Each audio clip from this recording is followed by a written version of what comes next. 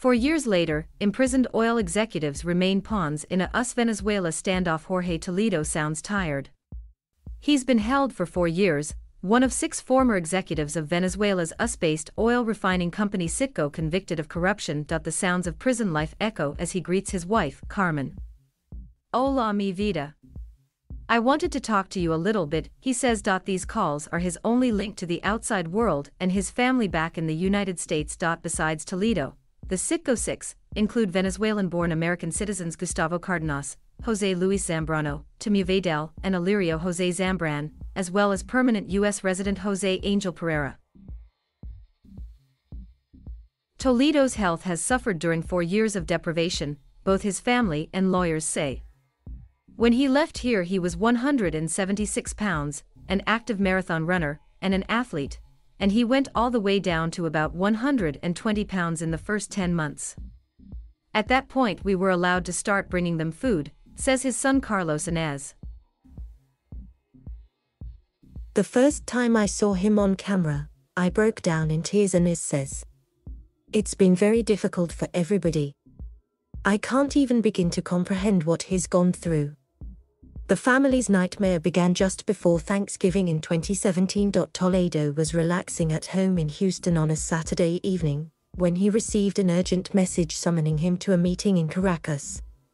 A private jet owned by CITGO would take him and his colleagues to Venezuela the following day. The group of men that would become known as the CITGO 6 flew to Caracas the next day. Toledo texted Carmen on the 3rd day of their trip. Right now, we are going to PDVSA because they called us to have a new meeting, and then we will go back to the US. A few hours later, all 6 were in custody. And in a nationally televised news conference a day later, Maduro suggested their fate was already decided. These people were born in Venezuela, they are Venezuelan, and will be judged as corrupt, thieves and traitors to the homeland, he said. My blood boils when I think about them, they are cheaters and the full weight of the law must fall on them. Maduro's purge gen. Manuel Christopher Figueroa was a member of Maduro's inner circle when the CITGO 6 were arrested. He had a lengthy career with Venezuelan security services, having served 12 years under Maduro's predecessor Hugo Chavez, before becoming deputy director of the military counterintelligence in 2007, head of Strategic Center for Security and Protection of the Homeland, and then head of the nation's intelligence agency, SEBIN, in 2018. The U.S. Treasury Department sanctioned him in February 2019 for being part of Maduro's intelligence apparatus, which it alleged has suppressed democracy, including through torture. But he later broke ranks with Maduro and supported opposition leader Juan Guaido in a failed attempt to overthrow the government. Christopher Figueroa denies the allegations he committed abuses but says he feels guilty for the role he played within the regime. Now in the US, he says the order for the arrest of the CITGO 6 came straight from Maduro. I asked him several times, where is the arrest warrant?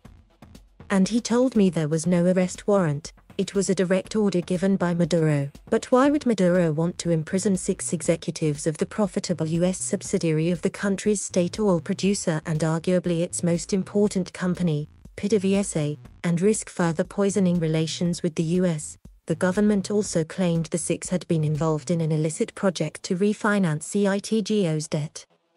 Maduro himself spoke of an illegal, unconstitutional and criminal way to make commercial deals without the due authorization from the highest authorities in Venezuela. All the CITGO 6 pleaded not guilty to the accusations in the closed-door trial that finally began in August 2020, nearly 3 years after they were detained. But on November 26, 2020, 5 of the 6 were sentenced to 8 years and 10 months. Jorge Pereira received 13 years. Former regime insiders say Maduro needed scapegoats as Venezuela's economy collapsed in a tide of corruption and mismanagement of PDVSA and the oil industry. The arrests of the CITGO 6, among other oil executives, provided the regime with such targets as anti-government protests escalated in 2017. In the largest of those protests, named the mother of all marches, On April 19, 2017, at least 3 people were killed. Maduro was starting to feel the heat, says Christopher Figueroa. Americans made an obvious target for the regime, especially after then US President Donald Trump escalated sanctions against PDVSA in 2017. From that moment on, CITGO was unable to repatriate much of the proceeds from sales in the US market, cutting Venezuela off from a critical source of revenue. Rafael Ramirez, a former PDVSA head who also served as Venezuela's foreign minister and UN envoy, believes Maduro has always suffered from not having the authority of his predecessor, Chavez, despite being his hand-picked political heir. Maduro gutted PDVSA of people associated with Chavez, using allegations of corruption, points out Ramirez. Fired ministers, some of the great figures of Chavismo, and carried on attacking them, accusing them, forcing them into exile. And the shock policy was accusing them of corruption, he says. At the time, Venezuela's Prosecutor General William Saab said, "They are saying this is all part of an internal struggle."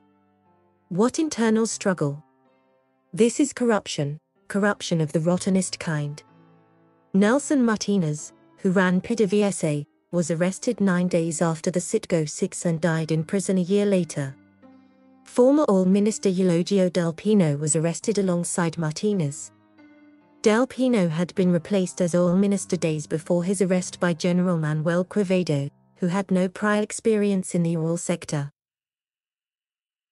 The CITGO 6 were victims of the same purge, says Ramirez, who resigned from his government post 1 week after their arrest and fled into exile. The order to detain them and the way it happened is an instruction by Maduro to sow terror, to generate fear, he says. Maduro's government is sustained by a balance of internal forces, Ramirez explains. In the face of Maduro's failures in the management of PDVSA, the military exerted pressure to take over the industry. Pawns in a larger battle, they were released into house arrest in December 2019, only to be sent back to prison 2 months later, after Trump welcomed Guaido, the opposition leader, to the White House. They were moved to house arrest a second time, in May 2021, in what then Venezuelan Foreign Minister Jorge Arreza called a goodwill gesture towards the new administration of US President Joe Biden. 5 months after that, they were sent back to prison again, after the extradition of Colombian businessman and alleged Maduro financier, Alex Saab, to the United States.